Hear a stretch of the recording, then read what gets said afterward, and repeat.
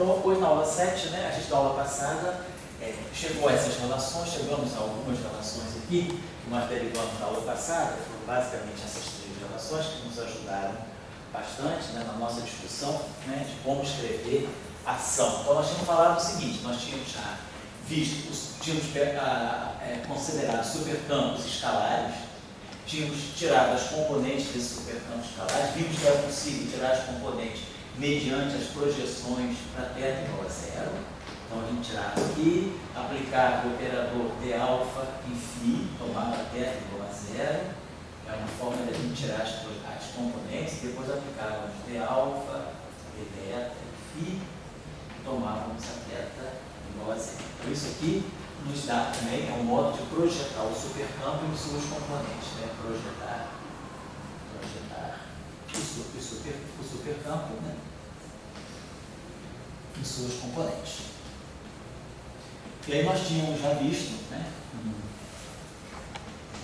Tínhamos visto que a ação do superespaço, tínhamos definido então a medida que é a medida de volume no superespaço, então aqui a gente colocava o d3x e aqui a gente criou aquela notação dθ barrado, dθ, né? Para nós isso aqui, eu não lembro se a gente tinha definido com fator meio ou não, mas isso aqui basicamente a gente definia, quer dizer, a nossa medida de integração no superespaço, ela era dessa forma, era basicamente C alfa beta, D alfa, dθ alfa, dθ beta. Então, isso aqui era a nossa medida, tá? Projetar, escrever a ação no superespaço. Tínhamos visto que a ação de matéria, então a ação de matéria basicamente tinha essa estrutura. D alfa, estávamos aqui, aqui tem C alfa beta, D alfa D beta, até eu estou esquecendo isso aqui, estou imaginando que eu estou escrevendo dessa forma. Então, não vai ter problema manter esses índices aqui. D alfa φ, D beta φ, daqui saíam, a gente viu, saíam os termos cinéticos da matéria escalar, aí saía também a ação de tirar que saía daqui em 3 dimensões, e depois nós tínhamos os termos de potencial, né, em que nós podíamos introduzir, por argumentação de renormalizabilidade, um potencial que poderia ser até quartil. Então aqui a gente podia introduzir o termo que era meio de μ φ ao quadrado, mais 1 sobre 3 aqui, lambda φ3, mais 1 sobre 4, gφ4. Então esse potencial aqui nos levava em campos componentes a um potencial escalar a sexta. Nos dava um potencial do tipo G6. Então esse potencial aqui, na verdade, parecia um G2 a sexta. Então esse potencial é um potencial sextuplo na matéria escalar. Ele produz também acoplamentos, a gente viu, produzia acoplamentos de Yukawa generalizados. A gente podia ter um acoplamento de Yukawa desse tipo, psi barrado, psi, φ ao quadrado. Então esse acoplamento de Yukawa em 3 dimensões também é um acoplamento renormalizável. Aqui a gente tem dimensão do campo escalar é meio, então aqui dá 1, e desse aqui é 1, 2, 3. Então essa constante de acoplamento que é adimensional, então a gente tinha as interações da matéria consigo própria, as auto-interações φ6, φ4 e as auto-interações, as interações tipo Yukawa generalizadas. Em 4 dimensões, Yukawa é férmio, escalar. Em 3 dimensões, a gente pode ter férmio, escalar.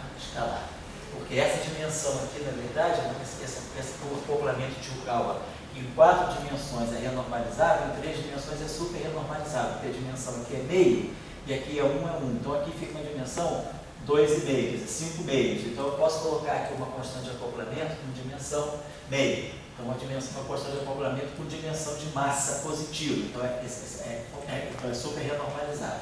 E aqui essa constante de acoplamento é adimensional, então é renormalizável. Então nós temos visto isso. Aí eu tinha falado o seguinte, nós podemos construir uma QED em 3 dimensões, mas para construir a QED a gente precisa de campos carregados. Simplesmente a gente fazia isso.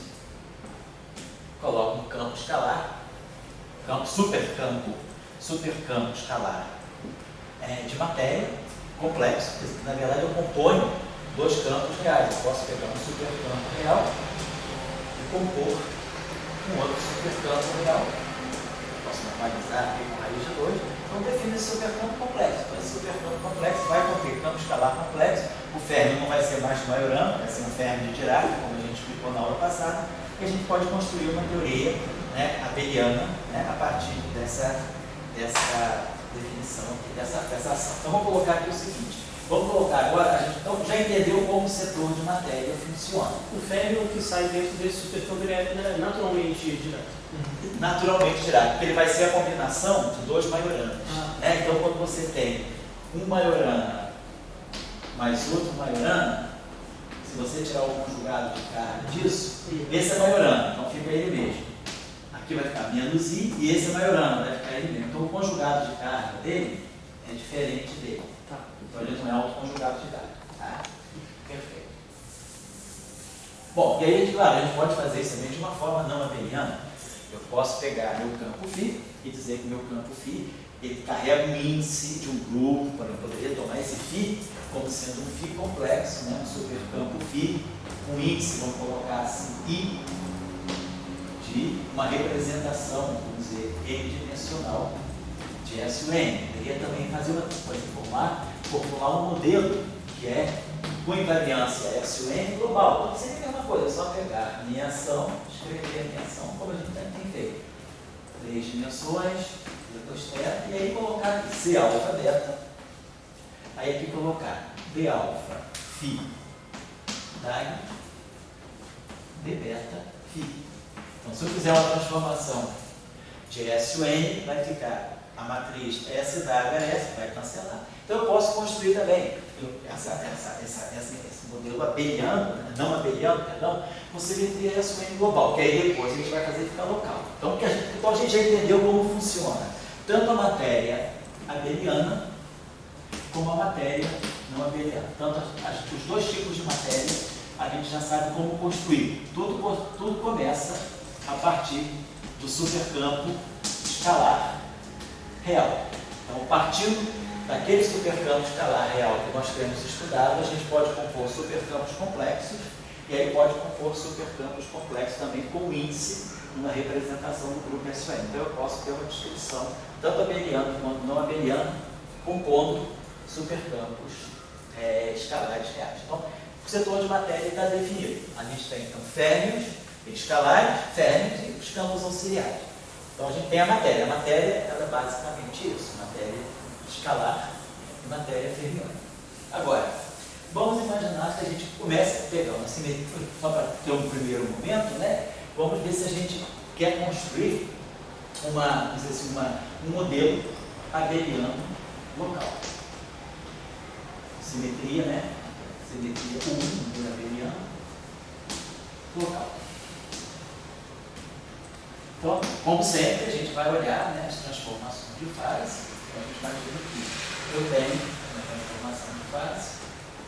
Então, a gente coloca geralmente essa exponencial e a gente pode colocar aqui o parâmetro de acoplamento, a carga, o parâmetro e o supercampo. Imaginando que o supercampo é complexo. Vamos dizer que agora, bom, e aí a nossa ação, ela tem C alfa beta, B alfa, φ star, B beta, φ.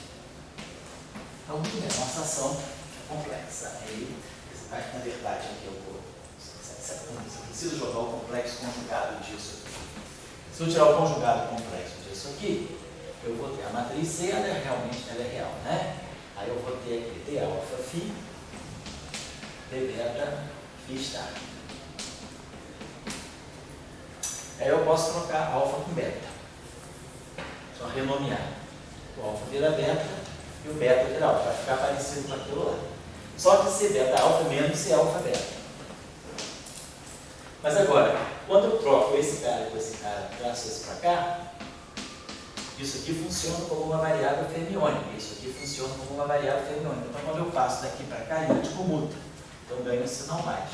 Então, o conjugado complexo desse termo é ele mesmo. Então, esse termo é real. Eu não preciso nem introduzir o conjugado complexo dele. Automaticamente, esse termo aqui, se o supercampo φ é complexo, né? Esse termo aqui, devido a essa manipulação, troca a ordem e coloca o sinal menos, porque como esse campo é escalar, isso aqui se comporta como uma variável brasmaniana. Esse escalar seria uma variável brasmaniana. Então, se eu trocar a ordem, eu troco de sinal.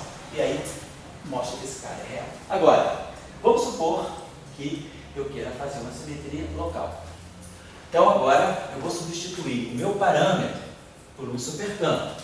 Vamos dizer que eu coloco aqui um supercampo lambda, que é um supercampo, fazer uma transformação agora com o meu supercampo lambda. Se esse supercampo aqui for real, ou for global, não tem problema nenhum. Se a derivada de alfa do filinho, se esse supercampo aqui for um supercampo constante, né? Então ele vai ter, a derivada passa por ele, não tem problema nenhum. E eu tenho de alfa. Mas, se o meu supercampo agora depender, se for um supercampo não constante, quer dizer, se meu supercampo lambda é um supercampo que é um parâmetro de gauge local. O meu parâmetro de gauge não é mais um parâmetro escalar, é um parâmetro escalar no superespaço, é um supercampo. Então, vamos tirar essa derivada aqui, nós vamos ter exatamente o mesmo problema que a gente tem quando faz as teorias de gauge normais abelianas. Vou passar primeiro, a gente vai manter esse parâmetro de fase, esse fator de fase aqui. Agora eu vou poder gerar esse clima mais I, G, Q, T alfa lambda, exponencial, I, Q, lambda, enfim. Então, de novo, vai aparecer o problema do parâmetro de gauge com a sua derivada. Então, a gente já sabe a solução para isso, absorver esse termo indesejado, né? Quebra a simetria de gauge e colocar uma conexão. Para absorver esse parâmetro, então, à medida que a gente vai fazer, exatamente como a gente procede no caso do espaço-tempo ordinário, é substituir essa derivada por uma derivada covariante de gauge. E vamos definir essa derivada covariante como sendo a derivada do superespaço, a derivada usual, do hash, I, G, Q. Colocar aqui agora, preciso colocar aqui um supercampo, que vai fazer o papel da conexão. Exatamente como a gente coloca aqui, DI mais I, constante de acoplamento, a carga do campo e a conexão de gauge. Então, esse aqui vai ser o supercampo, seria o supercampo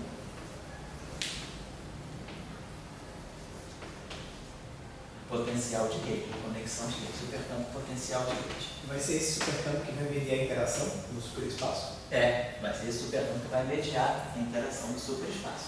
Vamos tirar então qual é o caráter de transformação dele. Ver que realmente ele é uma conexão de gauge, vamos ver a transformação dele. Então, como a gente faz usualmente, como é que a gente tira a transformação do campo de gauge impondo que a derivada covariante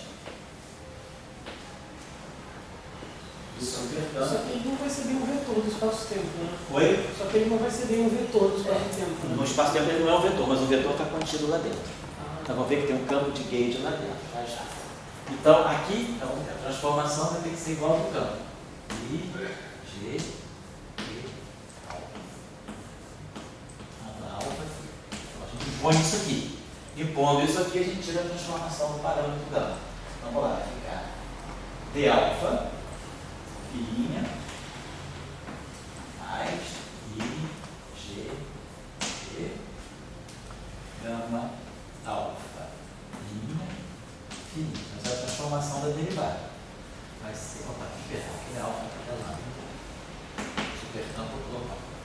Então vai ficar exponencial, I, G, Q, lambda, vai ficar de alfa, fi, mais G, Q, alfa. Então nós estamos já colocando, né? Definindo a carga, isso aqui é a carga abeliana, isso aqui é o parâmetro de gauge. É a constante de acoplamento de gauge. Muito bem. Então daqui, daqui, isso aqui vai ficar D alfa do filinha. D alfa do filinha vai ficar exponencial I, G, Q, lambda, D alfa φ. Agora mais o termo que vai derivar o parâmetro. Então vai ficar mais I, G, Q, D alfa lambda, aí exponencial,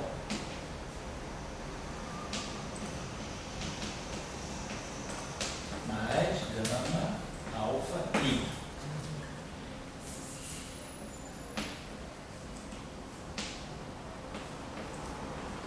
fininha.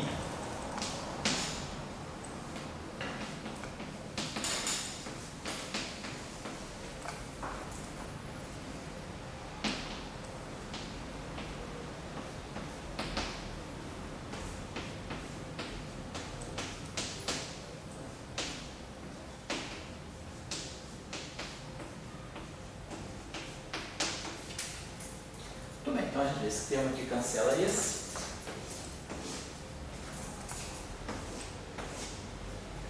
E essas constantes aqui, IGQ, IGQ, IGQ, as exponenciais também se cancelam, então a gente tira rapidamente que gama alfa' fica sendo gama alfa menos e alfa gama. Então, esse é o caráter, né, disso que a gente está chamando de um superpotencial de gain, digamos assim. Mas aí agora, como o Gabriel falou, esse supercampo, ele não é um trivetor do espaço-tempo, ele é um supercampo espinorial. O índice dele é espinorial. Vamos fazer a análise dele então em componentes, vamos ver qual é o conteúdo dele em componentes. Então, quando eu pegar o meu supercampo gama alfa, tem um parâmetro espinorial. Então a gente sabe que vai ter que desenvolver essa série aqui em θ, como a gente sempre fez. Então o primeiro termo é o termo independente de θ. Vamos chamar aqui de um xi alfa de x, que é o primeiro campo componente. Então o primeiro campo componente é espinorial. Depois, tem um termo linear em θ. Então a gente pode botar aqui um θ, e colocamos aqui alguma coisa que eu vou chamar de H, alfa, beta. Beta, alfa, tanto faz. Então, isso aqui é o primeiro termo linear em θ. Então esse campo componente aqui, ele é um tensor de rank 2 do espaço espinorial. Alfa e beta variam de 1 a 2. E depois a gente pode colocar aqui o tempo, a gente já viu como é que é a forma, o meio, de θ barra θ. E aqui vamos colocar um espinor lambda alfa de x. Vamos colocar assim desse modo. Então essa é a análise, a expansão mais geral desse supercampo. Então o primeiro termo, como esse supercampo é um espinor, o primeiro termo é um espinor. O segundo, como isso aqui já é espinor, isso aqui é um campo bosônico, por exemplo, tensor de rank 2 no espaço espinorial, ele se comporta como, tem dois índices de Grasman, então ele se comporta como bóson. E esse cara aqui, de novo, é um outro espinor. Vamos observar como é que eu posso resolver essa questão. Isso aqui tem 4 componentes. H é um tensor de rank 2, então eu posso decompor essa matriz aqui numa parte simétrica e numa parte antissimétrica. Então, essa aqui é a parte simétrica, uma matriz simétrica 2×2, tem 3 componentes. E essa matriz aqui são 3 componentes independentes. E essa matriz aqui é antissimétrica. A matriz antissimétrica 2×2 ela tem uma única componente, que a diagonal é 0.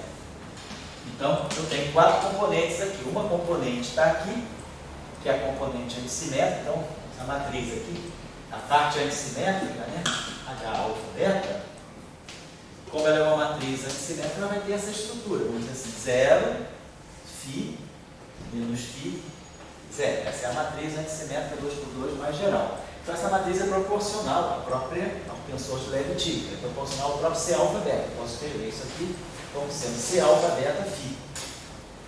Então essa componente aqui, ela traz um escalar. Vou definir esse escalar aqui. Então aparece um campo escalar embutido nesse campo aqui. Agora, essa matriz aqui, essa matriz aqui é simétrica. Que nós sabemos que em 3 dimensões a combinação C menos 1 gama mi é simétrica. Então eu posso pegar, como isso aqui é uma matriz simétrica, eu posso escrever isso aqui como sendo C menos 1 gama mi alfa beta vezes um certo a mi. Então aqui eu tenho 3 componentes. Então, 0, 1 e 2. Então a parte simétrica, ela carrega um vetor, são as 3 componentes do vetor. Então eu posso identificar essa componente desse supercampo como sendo C menos 1 gama mi alfa beta. Quer dizer, como essa matriz aqui é simétrica, eu vou expandir essa matriz numa base de matrizes simétricas. As matrizes simétricas que eu tenho em 3 dimensões são essas aqui. Então, eu estou expandindo essa matriz com esses coeficientes aqui. E esses coeficientes aqui são as componentes do trivetor. Então, parece que eu tenho chance de ter um supercampo de gauge, quer dizer, um supercampo de gauge realmente, porque o vetor de gauge está escondido aqui dentro dessa matriz. E aí a gente vamos pensar, se eu quiser interpretar esse campo como sendo o potencial de gauge, em 3 dimensões, a ação de massa é F'M e F'M, né? F'M ao quadrado. Então, eu tenho dA. Em 3 dimensões, quer dizer, a ação tem dimensão de massa terceira, a ação lagrangiana. Isso aqui já dá massa ao quadrado. Então, sobra para o campo de gauge uma dimensão meio. Então, esse campo aqui, se eu quiser trabalhar com esse campo como sendo um campo de gauge, eu vou querer que a dimensão canônica dele seja massa a meio. Então, é claro, esse escalar aqui também vai ter que ter dimensão de massa a meio, que é a dimensão característica de um escalar de Klein-Bordel em 3 dimensões também, dφ. Como a ação tem dimensão de massa terceira, e aqui eu já tenho massa ao quadrado, então sobra massa meio para cada campo. Bom, mas aí a gente já disse o seguinte, o parâmetro de supersimetria, quando a gente faz as translações no superespaço, a supersimetria do superespaço é uma translação.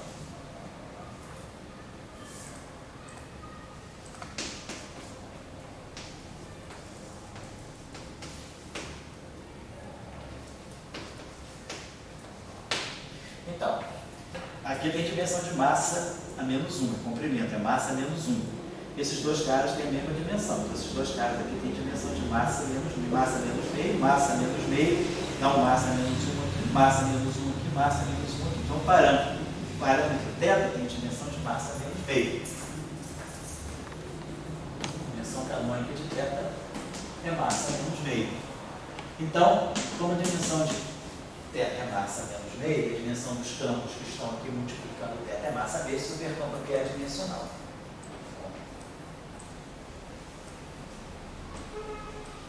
Esse campo aqui tem dimensão de massa zero, é adimensional. Quando a gente introduziu a derivada por variante, a gente está fazendo isso aqui. Dα igual a nada alfa, Dα mais I, G, Q, gama alfa, tá certo. Agora, θ tem dimensão de massa menos meio. Então, a derivada em relação a θ tem dimensão de massa meio. Então, lembre-se que no superespaço, integrar é igual a derivada. Então, o elemento de linha da variável Grassmanniana, ela também tem dimensão de massa meio, que ela corresponde a uma derivada. Lembrar que a integral de dθ de θ é 1. Então, como isso aqui é adimensional e isso aqui é massa menos meio, dθ tem também dimensão de massa meio. Mas aqui é a derivada. Então, essa derivada tem dimensão de massa meio. Massa meio, adimensional. Então, a constante de acoplamento de gauge também vai ter que ter então, massa meio, massa zero. Então, a dimensão do G também é massa meio. E se a gente perceber em 3 dimensões, né, quando a gente faz a eletrodinâmica, né, quando a gente tem psi barrado, gama mi, psi a mi, em 3 dimensões. Aqui nós temos a constante de acoplamento de gauge. Ou pode ser, no caso da eletrodinâmica, é a carga fundamental, a gente bota aqui. A carga da partícula é aqui um parâmetro de acoplamento, que é a carga fundamental. Então, em 3 dimensões, esse campo aqui tem dimensão de massa a 1, então isso aqui é massa ao quadrado.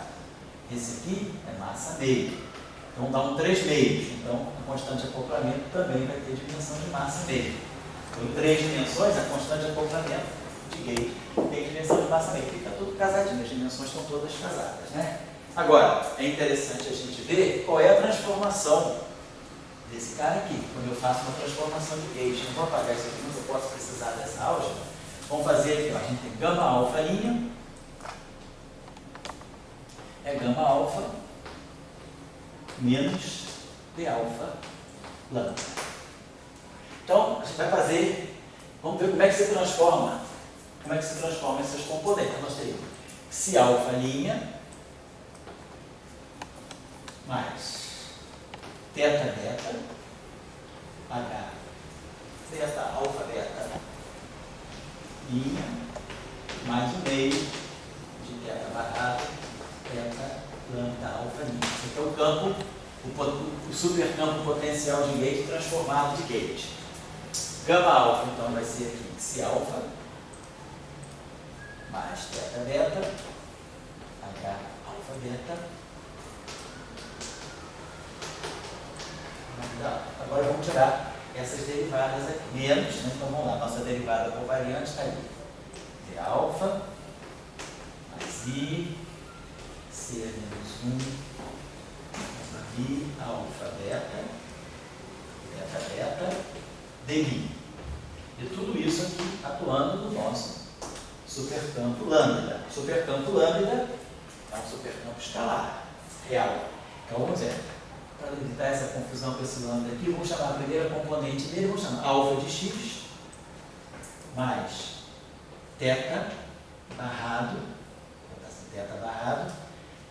vai ser a primeira componente em teta, né? Primeira componente em teta, vamos chamar aqui de beta, por exemplo, e depois o parâmetro, vamos dizer, o meio de teta barrado, teta gama. Então essas funções aqui são funções de x, alfa de x, beta de x, gama de x. Deixa eu apagar esse lado aqui.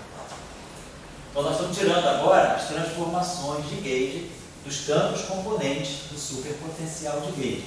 Porque se esse AMI for realmente um bom campo de gauge, ele tem que se transformar com a derivada do parâmetro. Tem que se demir daqueles parâmetros que estão ali, ou do alfa ou do gama, que são os parâmetros escalares. Esse parâmetro dessa aqui é um parâmetro escritorial que está dentro desse supercampo. Então, vamos lá. Essa derivada aqui, de alfa do alfa. Então, aqui não tem uma dependência interna, então isso aqui dá zero. Quando essa derivada bater aqui, então isso aqui para nós, esse teta barrado beta é teta transposto, né? Quer dizer, a gente sempre está falando teta barrada é menos teta transposto C menos 1. E aqui eu tenho beta. Isso aqui é a forma desse bilinear fermiônico aqui. Então, isso aqui é menos, vamos botar assim, teta, vamos dizer, teta capa. Então, vamos chamar de teta gama, não. Alfa, teta, gama, chamar de teta capa, C menos 1, capa lambda, beta lambda, são os componentes escritoriais. Então, quando eu derivar D alfa, né? Quando eu derivar aqui, D alfa, derivado de teta capa vai dar um delta de capa alfa. Então, você some, e aqui fica alfa, alfa lambda. Então, e aí vai sobrar aquele beta. Então, esse primeiro, então, vamos trabalhar só esse termo aqui. Deixar isso aqui intacto, vou mexer só isso aqui. Essa chavezinha aqui é só para a gente desenvolver isso aqui. Então, o primeiro termo aqui não tem. O segundo termo é menos, aí esse menos aqui vai cancelar com esse menos. Então, vai ficar C menos 1, alfa, lambda, beta lambda. A primeira derivada aqui. Agora, essa derivada vai bater aqui. Então, o sistema aqui é um meio, nós já tínhamos visto, né? Um meio. Teta barrada, teta transposto, C é menos 1, no sinal menos. E aqui teta. Então isso é menos 1 meio de teta capa, C é menos 1, capa lambda, teta lambda. Aí eu vou derivar isso em relação a teta alfa. Então o primeiro termo vai ficar, aqui tem menos 1 meio, aí depois eu acerto esse sinal menos aqui, que é global. Vai ficar derivada de alfa disso aqui vai ficar menos 1 meio, C é menos 1, alfa lambda, teta lambda. Depois a derivada vai passar para cá. Aí ela vai passar por aqui e vai descomutar. Vai ficar mais 1 meio, C é menos 1, capa lambda, aí a derivada alfa do teta lambda, o lambda vai virar alfa. Isso, né? E aí, como esqueci de botar teta capa. Meio, teta capa ficou no lugar dele, a derivada passou, a gente comutou, botou o sinal menos, C é menos 1, capa alfa. Então, quer dizer, tanto faz chamar de capa como lambda aqui. E aí, esse termo aqui é antissimétrico, então vai se juntar com esse, vai cancelar o fator menos 1 meio. Então vai ficar menos, vai ficar menos 1, então vai ficar menos, C é menos 1, alfa lambda, teta lambda. Mas aí tem um sinal menos global, vai ficar mais, C é menos 1, alfa lambda, teta lambda, atuando no parâmetro gama. Então, fiz a derivada. Derivada disso, zero. Derivada desse é o primeiro termo. Derivada desse é o segundo termo. Agora esse termo vai juntar com esse. Essa derivada vai poder vir para cá. Dmi igual. Então eu vou botar um termo agora que vai ser menos, né? Tem aquele menos lá na frente, global. Menos I C é menos 1 gama mi menos I C é menos 1 gama mi alfa beta teta beta dmi alfa.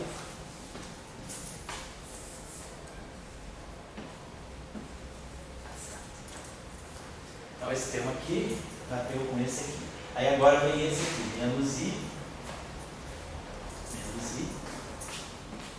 vai bater de novo, né? Vai ter esse sinal menos, agora vai juntar esse termo aqui com esse termo aqui, vai ficar menos I, C é menos 1, gama mi, né? Gama mi, aí tem alfa, vou botar aqui alfa beta, né? Beta beta, não é isso? Beta barrado, beta. Beta barrado. Beta barrado.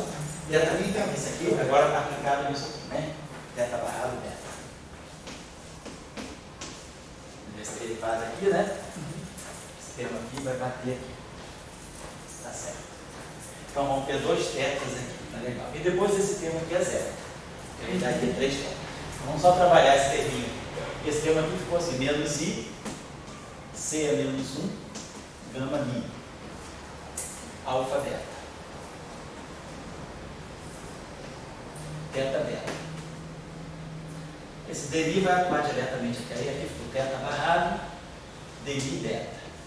Mas isso aqui é um termo espinorial. Então isso aqui é teta barrado lambda, beta lambda. Vamos colocar assim. E aí a gente já sabe que teta barrado não. Teta barrado lambda, teta lambda. Mas a gente sabe que teta barrado, né, que é o barrado, né, para o espinor de Majorana, é menos, C é menos 1, menos teta transposto, vai ser menos teta lambda, C é menos 1 lambda, eu tenho teta barrado lambda, perdão. Então vai ficar menos teta, capa, né? Então ficou assim, lembrar o seguinte, teta barrado, para espinor de Majorana é menos teta transposto, C é menos 1. Então esse teta barrado lambda, menos teta capa, C é menos 1, capa lambda. Sim, sequência dessa matéria. Teta barrado lambda, menos teta capa, C menos 1, capa lambda. Isso nós estamos colocando ali. Então vai ficar aqui, vamos botar teta barrado. Essa derivada está aqui. Essa derivada está atuando aqui. Então eu posso escrever esse termo aqui, vai ter um outro sinal menos, vai ficar mais aqui. Mais. E aí teta barrado não vai ficar teta capa, C é menos 1, capa lambda, dmi, teta lambda. Esse termo aqui que nós estamos trabalhando. Então, C é menos 1, alfa beta, teta beta, só para não apagar ele, para não perder, está tudo certinho. Aí a gente lembra que nós já sabemos que teta beta, teta capa, eu posso sempre escrever como sendo meio de teta barrado teta vezes C teta capa. Eu já tinha feito essa relação lá nas primeiras aulas. Então esse termo aqui, ele vai ser o meio de teta barrado teta C teta capa. E aí, C beta capa, C é menos 1 capa lambda, capa K, vai dar uma matriz que vai inverter a outra, o lambda vai virar beta. Então esse lambda aqui vira beta. Então beta índice beta. Isso aqui virou o meio de teta barrado teta.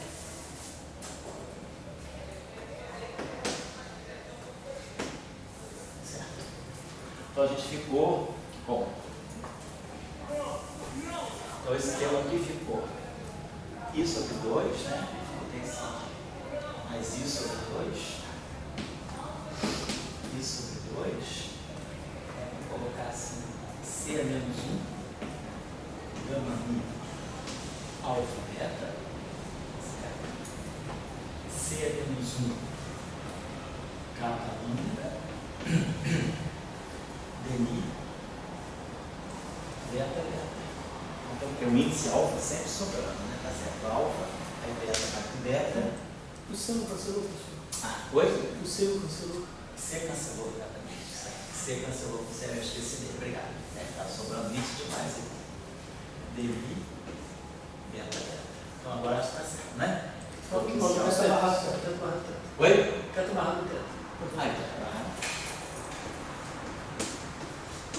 Então, a gente, com isso, pode medir as transformadas aqui. Então, com isso aqui a gente sabe que se alfa vai se pegar com esse termo independente. Então, vai ficar psi' alfa vai ser psi alfa, vai ser menos 1, blá, blá, blá. O termo em beta vai pegar esse termo aqui. Depois a gente acerta, então, esse termo aqui, vamos botar assim, esse termo aqui vai com esse aqui. Esse termo aqui vai com aquele ali. Isso aqui a gente já fez, vou apagar isso aqui a gente já fez, vou ter o sinal menos. E esse termo aqui vai com teta barrado beta.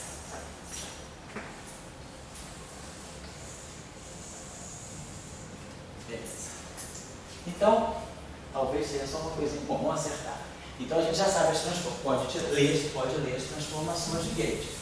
Aqui, como eu estou fatorando em teta beta, vamos colocar aqui beta, teta beta, C menos 1, vamos chamar o índice fatorial de beta. E aqui já tem o beta, que aí eu já fatoro esse teta beta aqui. Então, psi' alfa vai ser o psi alfa mais C menos 1, alfa beta, beta, beta. Então, esse parâmetro beta... Isso não é beta barrado? Oi? Isso não é o beta barrado? Você vai chamar isso depois de beta barrado. Quer dizer, menos. Né? A gente vai trocar a ordem aqui, mas é um beta barrado, exatamente. Seria colocar assim. Você pode colocar assim, se quiser. Aí eu vou trocar, boto esse beta aqui na frente, fica C menos 1 beta alfa, isso aqui seria menos, né? Posso escrever isso aqui por menos beta barrado alfa. Poderia ser isso, exatamente. Tem um parâmetro. Esse parâmetro toma conta do psi direitinho. Agora vamos ver o coeficiente do θ. O coeficiente do θ, que é o H', então H' alfa beta vai ser o H alfa beta mais gama C menos 1 alfa beta. Estou só fatorando agora o teta beta.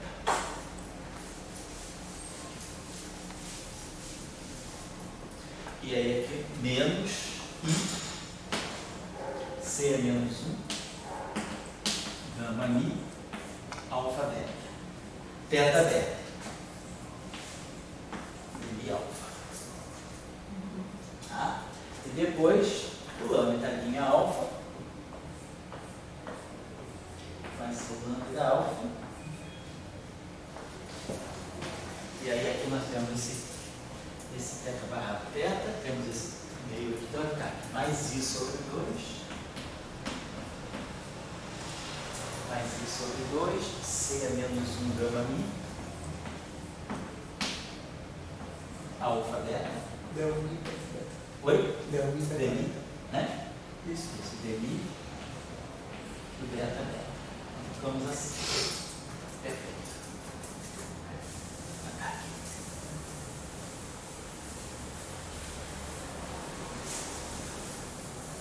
Bom, então o que a gente pode observar, vamos ver aqui, tem uma coisinha só que... aí nós tínhamos visto o seguinte, quem é o nosso H alfa beta? Nós tínhamos decomposto o nosso H alfa beta. Nosso H alfa beta é C alfa beta, se eu me lembro bem, Φ, mais C menos 1, gama Mi, alfa beta, a Mi. Então, o coeficiente, né, do C, eu teria aqui é C menos 1, aí está dando bom, mas C menos 1 a gente sabe que está ligado, a matriz C, ela é 0, 1, menos 1, 0, a matriz C é menos 1, é menos zero, né? É zero, menos 1, zero. Então, C é menos 1, é menos C. Posso escrever aqui menos C alfa beta. Então a gente consegue ver, né, que aqui eu vou ter C alfa beta filhinha, blá blá blá, a linha igual a C alfa beta fi, blá blá blá, a mi, mais isso aqui. Então a gente vê daqui que o filhinha, ele fica sendo φ, que é o coeficiente que está aqui, fica sendo φ menos gama. Certo? Isso. Aí depois, daqui a gente vai tirar o coeficiente, então o A' está aqui, aqui vai ficar a linha mi. Φ é um campo escalar no espaço-tempo, né? Oi? Φ é um campo Escalar no espaço-tempo. Exatamente, vamos escalar no espaço-tempo. Aí vai ficar filhinha, vai ficar C é menos 1 gama mi, C é menos 1 gama mi, então vai ficar a linha mi, vai ficar mi menos I, olha o que é ruim, de mi alfa. Então talvez o ideal seja, quer dizer, o campo deveria ser real. O que está acontecendo? Talvez na definição eu devesse fazer o seguinte, eu devesse definir da seguinte maneira: o meu gama linha alfa, né, eu poderia fazer o seguinte, quer dizer, o meu gama linha alfa, meu gama alfa, vou dizer, vai ser o meu psi alfa mais o meu teta beta H alfa beta, nós tínhamos feito assim, mais o meio de teta barrado teta lambda alfa. O ideal, para eu ter uma transformação ideal do campo de Gauge, aquele não deveria estar ali, deveria ter ali menos dB alfa, mais dB alfa, menos dB alfa. Né? Então, isso está me dizendo que talvez, né, seria interessante, vamos pensar assim, nós, se esse supercampo aqui é um supercampo de Majorana, quer dizer, isso aqui é um spinor tipo Majorana, é um spinor real, né, eu quero que minha conexão de Gauge dê coisas reais. Essa componente aqui, quer dizer, quando eu pegar isso aqui, a componente que eu defini como campo de Gauge, ela está aqui, ó. Nós fizemos assim, C é menos 1, gama mi alfa beta, a mi. Foi isso assim que eu defini, né? Isso. Então, vamos pensar assim. Essa componente aqui, então, o campo vetorial, está aparecendo nessa composição. Deixa eu apagar isso aqui. Está aparecendo aqui dentro. Quer dizer, aqui dentro está aparecendo o seguinte: teta beta, C alfa beta φ, mais teta beta, C menos 1, gama mi alfa beta, a mi. Então, isso aqui é essa componente aqui. E eu quero que cada termo desse, isso aqui é um spinor de Majorana, eu quero que isso aqui seja no final do dia Majorana, e isso aqui também, isso aqui já é um escalar real, então isso aqui é Majorana. Então eu quero que esse cara aqui seja Majorana. Então, esse cara aqui é Majorana. Então a pergunta, deixa eu apagar isso aqui então. A pergunta da gente, depois a gente volta aqui. A pergunta da gente é se eu pegar a matriz de conjugação de carga, quer dizer, no fundo aqui o que eu estou fazendo, eu estou pegando C, alfa, beta, teta, beta. E vou dizer, isso aqui é um novo spinor. Isso é quando eu pego a matriz de conjugação de carga e multiplico, estou formando um outro spinor. Vamos chamar um spinor aqui que alfa. Certo? Vamos ver se esse spinor, se eu multiplicar a matriz C por um spinor de Majorana, será que eu obtenho um spinor de Majorana? Então nós estamos dizendo o seguinte: o spinor aqui é C vezes teta. Vamos tirar o conjugado de carga do aqui. C conjugado de carga. Então conjugado de carga C conjugado de carga, C barrado transposto. Ou seja, é C psi barrado, psi d'H, gama zero transposto. É C gama zero transposto, psi estar. Vou colocar assim. Então, isso aqui é C, posso botar C gama zero, C é menos 1, C. Então fica menos gama zero, C psi estar. Então, isso é o conjugado de carga de um spinor. Então eu posso escrever, isso aqui vai ser menos gama zero, C e psi estar, vezes o spinor conjugado. Então vamos pegar aqui C, teta estar. Vou pegar isso aqui do estar. Ah, legal. Então isso aqui vai ficar menos gama zero, C. C estar, teta estar. Quer dizer, a matriz conjugada C estar é igual a C, que é igual a 1. Né? Então, isso aqui vai dar identidade. C2 é menos 1, vai ficar mais aqui. Então, isso aqui é gama zero, teta estar. Vamos relacionar teta estar com aqui. Então, vamos pensar aqui, se eu pegar, então, quer dizer, meu teta estar, então, quer dizer, teta é C menos 1 aqui. Então, teta estar é C menos 1 conjugado complexo aqui, conjugado complexo. Então, se eu tirar o teta estar, vai ficar C menos 1 aqui. Então, vai ficar gama zero, C menos 1 aqui, vou colocar assim. Mas a matriz de conjugação de carga, né, não se a gente viu se ela era gama zero ou menos, lembrar que a matriz de conjugação de carga, para nós, eu vou lembrar que a matriz de conjugação tem isso aqui, ó, C, meu nome transposto. Você tem como ler que o que é real? Exatamente. Eu quero ver se que C é igual a aqui ou menos que. Né? Porque pode ser que tenha um problema de sinal aqui. Então, se eu estou querendo ver isso, vamos ver da seguinte maneira. Exatamente. Nós tomamos a matriz de conjugação de carga porque nós tínhamos uma representação, quer dizer, a nossa matriz de conjugação de carga, ela foi fixada, nós deixamos a matriz de conjugação de carga geral, nós não fizemos, quer dizer, o que para nós fixa a matriz C é isso aqui é menos gama mil. Tá certo. Então, isso aqui que mostrava que C é menos 1 gama mil, a matriz simétrica e tal. Agora, vamos ver então, C, gama zero transposto, é igual a menos gama zero C. Tá certo. Então, gama zero, agora C é igual a menos C é menos 1. Vou botar aqui, mais C é menos 1. Então, gama zero, C é menos 1, é C, gama zero transposto. Né? Então, eu queria relacionar isso aqui com o espinor a definição do nosso espinor de Majorana.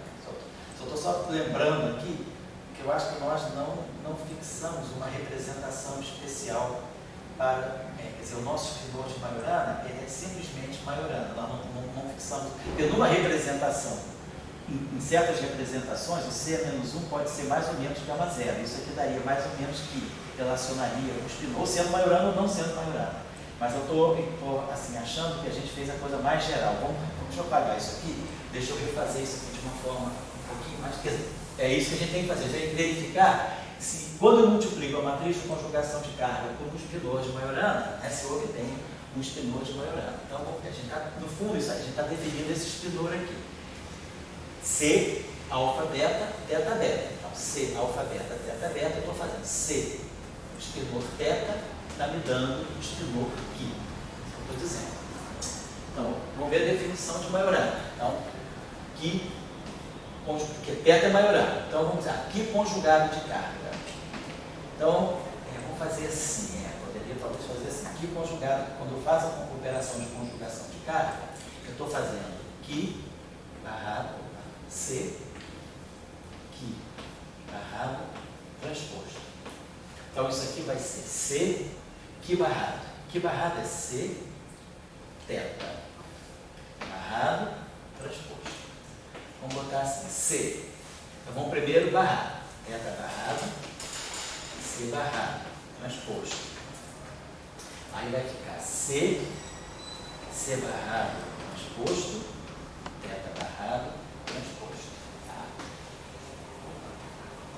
Isso mesmo, né? Eu vou querer ver se o conjugado de carga do que, né, vai ser o próprio que, vai estar ligado ao próprio que. Lembrando que teta é Majorana. C, teta barrado.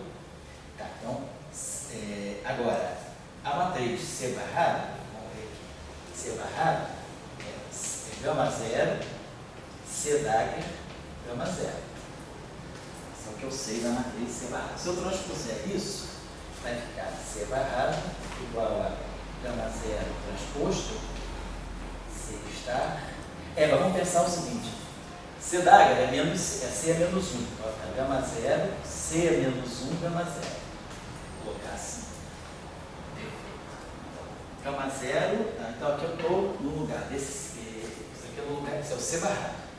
Então C barrado transposto, vamos botar assim, vai ficar C, mas eu não quero usar primeiro trabalhar o máximo aí. Gama 0, né? Então a gente tem essa relação aqui. C é menos 1, vou colocar aqui. Gama mi transposto, C é menos 1. É igual a menos C é menos 1 gama mi. Então, esse C é menos 1 gama mi, eu posso escrever como sendo menos gama mi transposto C é menos 1. Vamos ver se vai ajudar. Então, eu vou botar. Aí eu tenho, né? Ou então, gama 0 transposto. Eu vou botar C é menos 1 gama mi é menos gama mi transposto C é menos 1. Então, vai ficar menos gama 0. Daí vai ficar gama 0 transposto, C é menos 1. Vamos ver se isso vai ajudar em alguma coisa. Tá. Então, isso é a minha matriz C barrado. Se eu tirar, então, C barrado transposto, vai ficar, transpondo com isso aqui, a matriz C é antissimétrica. Então, vai ficar C é menos 1, transposto menos C. Então, vai ficar C é menos 1. Gama 0 transposto é gama 0, e aí aqui vai ficar gama 0 transposto. Então, a gente vai ter C, aí vamos ter C é menos 1, gama 0 transposto, θ barrado transposto. Então, C é menos 1, é isso aqui. Agora, eu não sei nada, quer dizer, eu não posso garantir que a matriz gama 0 seja simétrica ou antissimétrica. A gente, em princípio, tem só a matriz gama 0. Quer dizer, eu quero relacionar isso ao máximo possível com o próprio Qui. Então, se eu pegar essa relação aqui, o que eu fiz aqui foi isso, eu transformei. O que é isso aqui? O que é C θ barrado transposto? Né? Então, eu barrei e depois transpus. θ barrado, C barrado, tá joia? Transposto. Vai ficar C barrado transposto, θ barrado transposto. Tá certo? C barrado é gama 0, C dá. 0, C d'H é gama 0. Então, esse é o barrado transposto dele. Então, aí eu mexi naquilo ali, gama 0, C d'H, que é C menos 1, gama 0. Mexemos ao máximo, né? Eu queria ter certeza que se eu multiplicar a matriz C, vamos pensar aqui o seguinte, se a gente abrir componente, fizer a matriz, meu espelor Qui é maiorana. Então, se eu multiplico Qui, quer dizer, meu espelor θ é maiorana, se eu multiplico pela matriz θC, o que vai acontecer? Deixa eu apagar aqui um instantinho só. Deixa eu apagar aqui rapidinho, só para fazer uma. Que é por aí. Vamos ver se a gente está realmente independente da representação. Suponhamos que eu pegasse gama mi, multiplicasse por um espelor de maiorana. Vou pegar o espelor de maiorana multiplicado, isso aqui é maiorana. Então isso aqui vai me dar um novo espelor, que eu vou chamar de Qui, vou chamar assim. Então vamos tirar o conjugado de carga desse espelor aqui. Gama mi, θ, conjugado de carga. É C, gama mi, θ, barrado, transposto. Então isso aqui é C, θ barrado, gama mi barrado. Gama mi barrado é gama mi. Tudo isso aqui transposto. Então isso aqui vai ficar C, gama mi transposto, θ barrado transposto. Agora, C, gama mi transposto é menos gama mi C. Então isso aqui é menos gama mi C. Agora, C, θ barrado é θ. Então isso aqui é menos gama mi C. Então, por exemplo, se esse espelor aqui é maiorana, se eu multiplicar ele pela matriz gama mi, eu vou ter um novo espelor que é antes. Oi? Θ aqui, né? Oi? No final aí, θ, não? Aqui é θ. Então, se esse espelor aqui é maiorana, esse espelor que eu formo multiplicando gama mi por θ, esse aqui é menos gama mi θ. Então, esse espelor aqui não é Majorana. Agora, se eu quiser tornar ele Majorana, eu defino com um I. Se eu botar um I aqui, aí aqui vai ter um I. Aí quando eu barrar, esse I sai menos I. Então aí aqui vai ter menos I, vai ficar mais I. E aí Gama-Mi C. Aí vai ter, quer dizer, vai ser tudo multiplicado por menos I. Então aqui vai ficar mais I. Então, por exemplo, se esse espinor é Majorana, esse espinor aqui é Majorana. E Gama-Mi teta. Gama-Mi teta é anti-Majorana, seria anti-Majorana. Então, quer dizer, com Gama-Mi a coisa funcionou bonitinho. Quero ver se a gente funciona. Que aí eu estou vendo que aqui tem essa mistura. Eu estou multiplicando C menos 1, Gama-Mi teta. Né? Então vamos ver o que está acontecendo com a matriz C. Quer dizer, se eu multiplico a matriz C, né? Quer dizer, se eu pego esse espinor C, teta, eu sei que teta é Majorana, eu deveria ter condição de ver da mesma forma que eu vi ali com as propriedades gerais. Aqui a gente não vai usar representação nenhuma, tudo sai automaticamente independente de representação. É isso que eu estou tentando ver. Então, se eu tirar, então vamos tirar o C, teta, conjugado de carga, certo? Então, vai ficar C,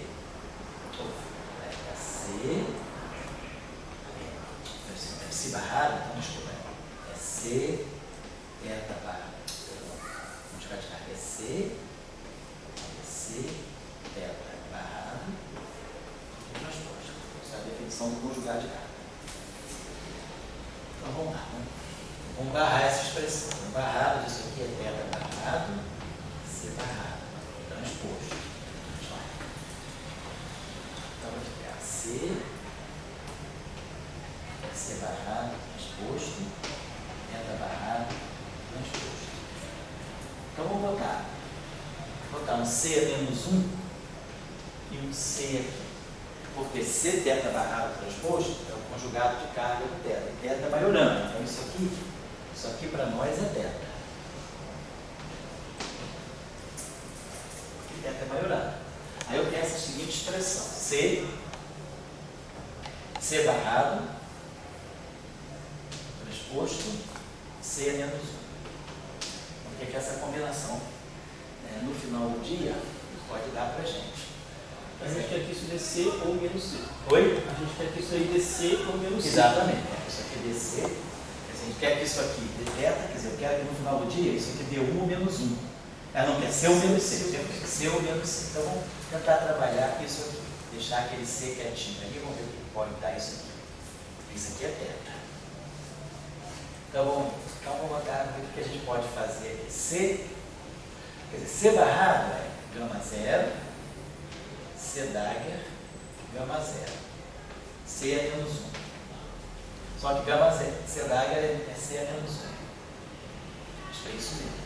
Porque perceber aqui, C, nossa matriz C é 0, 1, menos 1, 0. Então tem uma representação explícita da matriz C.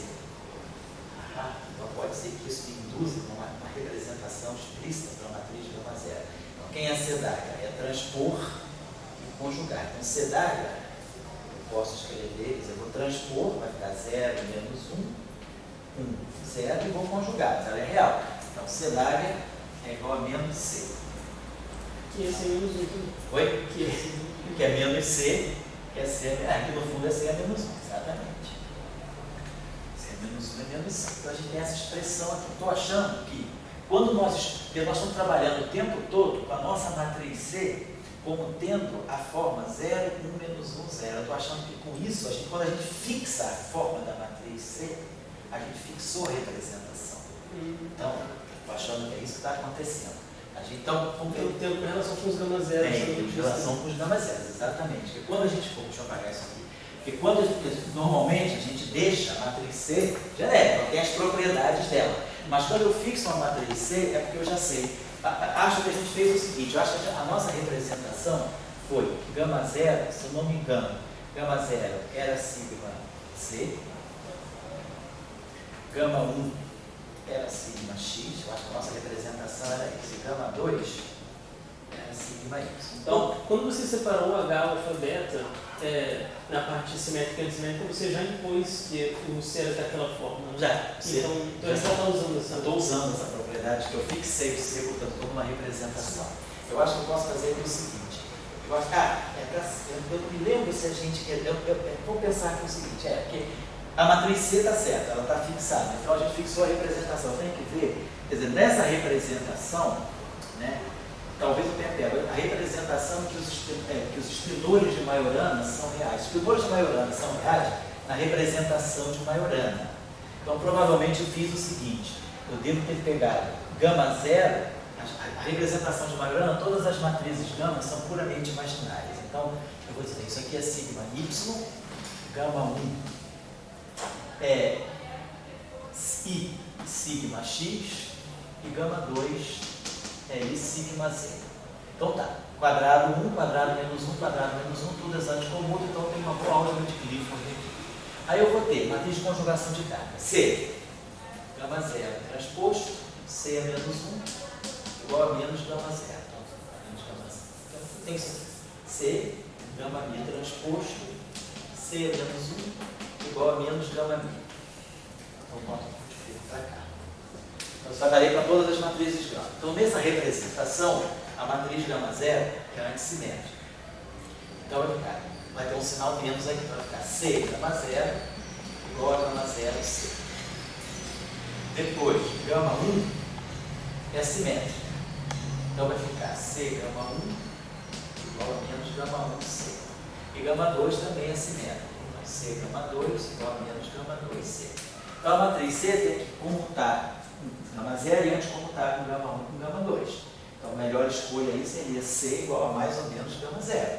Porque aí ela comuta com ela mesma e antes comuta com as outras. Então, em princípio, eu teria C igual a mais ou menos gama zero. Mas vamos acertar agora a questão do espinor de Majorana, na representação. Então, espinor de Majorana, se C, vamos dizer, teta C é igual a C, teta barrado transposto. Que é C, teta C teta barrado transposto. Então, C teta barrado transposto é C teta barrado é teta d'águia, gama zero transposto. Vai ficar C gama zero transposto, teta estar. Aí aqui eu boto C é menos 1, C. Vai ficar menos, então, C é menos 1, C. Tá? Então isso aqui é menos gama zero, vai ficar menos gama zero, C teta estar. Então, o ideal é eu tomar C igual a menos gama zero, porque isso aqui fica identidade, e aí o espinor de Majorana nessa representação fica real. Teta está, então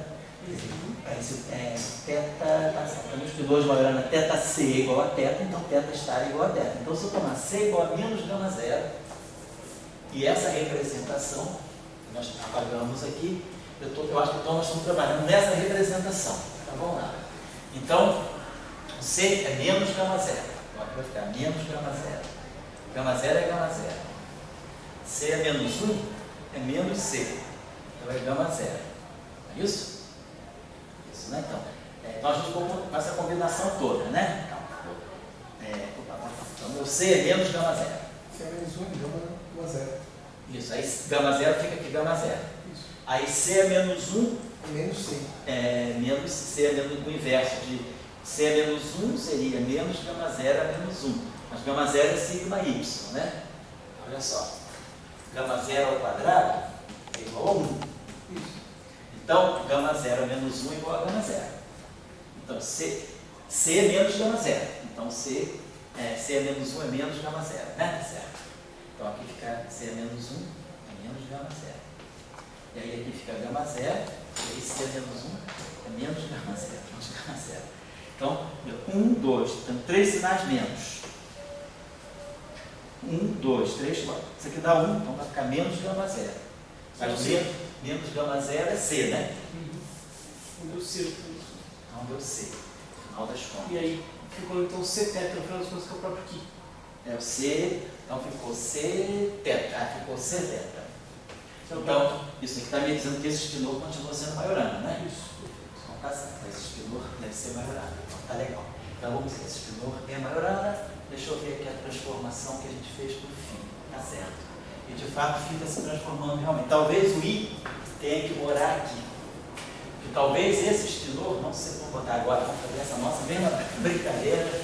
Agora, o que acontece com esse estilor aqui? Quer dizer, eu quero que isso aqui seja maiorando, então não poderia ter esse I. Então talvez eu tenha que, na definição do primeiro, colocar um I aqui, porque pode acontecer o seguinte: eu quero que o meu gama alfa seja maiorando.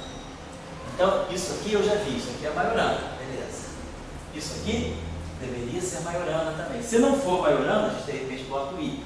Então vamos ver, quem é esse estilor aqui? Esse estilor aqui é C menos 1. Professor, o próprio fato de que na definição do derivado covariante apareceu o I C menos 1 gama I já não é um indicativo. Onde? Lá na definição do D, alfa. Ah, Aí a gente tem um I, já é um indicativo de que provavelmente o I deveria estar aparecendo ali também. por exemplo, porque se eu estou variando, derivando em relação à coordenada Grace-Mann, deveria estar aparecendo aqui também. Já pode ser um indicativo disso, exatamente. Pode ser uma boa indicação. Vamos verificar. Então, eu estou formando esse estilor aqui. C menos 1, gama mi, alfa, beta, teta, beta. Então, esse aqui é o meu estilor. C menos 1, gama mi, teta. Então, eu quero ver se esse estilor aqui é maiorando. Vamos tirar o conjugado de carga dele. Então, vai ficar C, vai ficar C é menos 1. C é menos 1 para nós é menos C, né? C é menos 1 é menos C. Não é isso? Isso. Porque a matriz C é menos gama zero, né? Que é zero, então que é menos gama zero, que é zero e menos I zero. Então, o quadrado dessa matriz é 1. Isso. Então, o inverso dessa matriz aqui, para a identidade. C menos 1 é o próprio C nesse caso, não é? Deixa eu ver, pois é, isso que eu estou vendo aqui. Se eu multiplicar essa matriz por 0 menos I, 0, menos 1, 0, 0, menos 1. Então, C menos 1 é o próprio C, né? Então, tá. Então, C menos 1 é o próprio C. Exatamente, porque C é menos gama zero. Então, C é menos 1 vai ser menos gama zero a menos 1. Mas gama zero a menos 1 é gama zero. Tá certo. Então, C é menos 1 é o próprio C. Então, vai ficar, vamos botar assim, que é conjugado de carga, é C, aí vai ficar C é menos 1, gama mi, teta, barrado, tudo isso aqui transposto. Então, vai ficar C, teta, barrado, gama mi, barrado é gama mi, C a menos 1, barrado, e aí tudo isso aqui transposto, né? Então, vamos tirar C a menos 1, barrado. Então, C a menos 1 é igual a C é menos gama zero. Então, C é menos 1 é menos gama zero. Gama zero ao quadrado é igual a identidade. Então, C é menos, C é menos 1 barrado. Então, C é menos 1 barrado é gama zero, C Dagger, gama zero. Mas gama zero é menos C.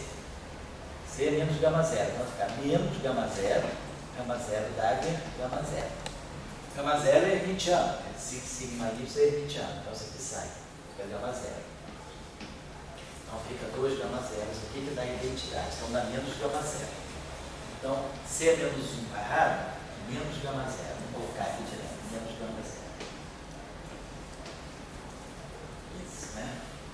Vou querer ter, quer dizer, no fundo, essa matriz aqui é gama zero, eu estou multiplicando por gama zero e gama mi, né?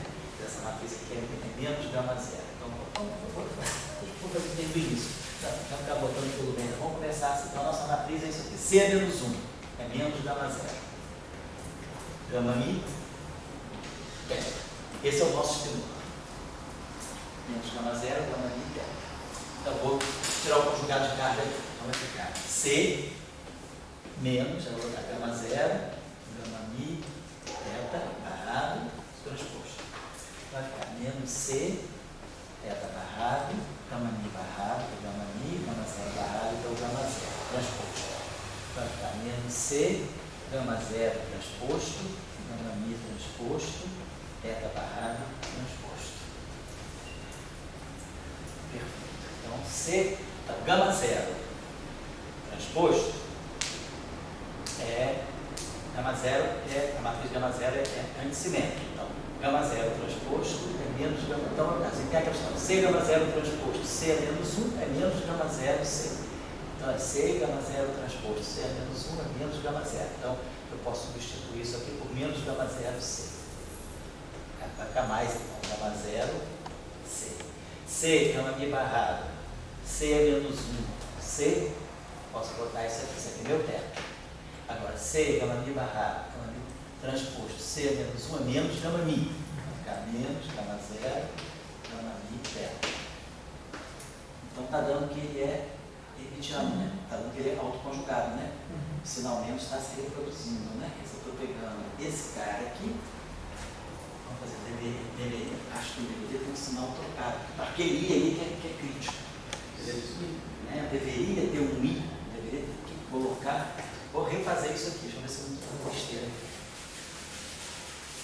Perdão aí, é uma bobagem em si, mas é uma sutileza, porque esse I está indicando que tem algum I sobrando. Provavelmente o único jeito que eu vejo era botar um I aqui.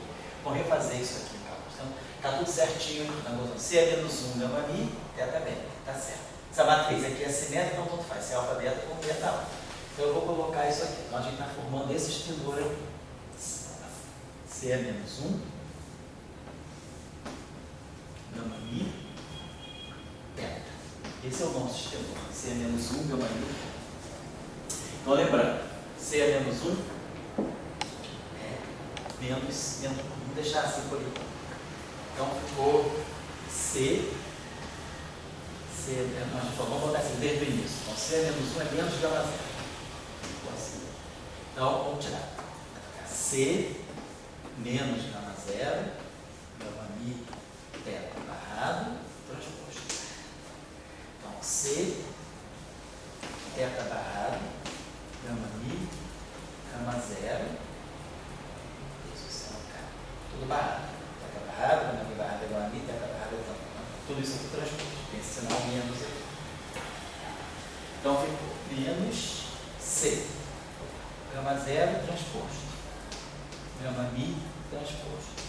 Teta barrado transposto. Aí eu boto aqui C é menos 1. Vamos aqui C. Esse cara aqui para nós é teta. Beleza. Aí aqui a gente pode botar C é menos 1, C. Então, C. Vou botar C é menos 1, C aqui. Tem sinal menos aqui. Então, C, gama zero transposto. C é menos 1, menos gama zero. C, gama mi transposto. C é menos 1, é menos gama mi. Então ficam 3 sinais menos, né? Então dá, no final, menos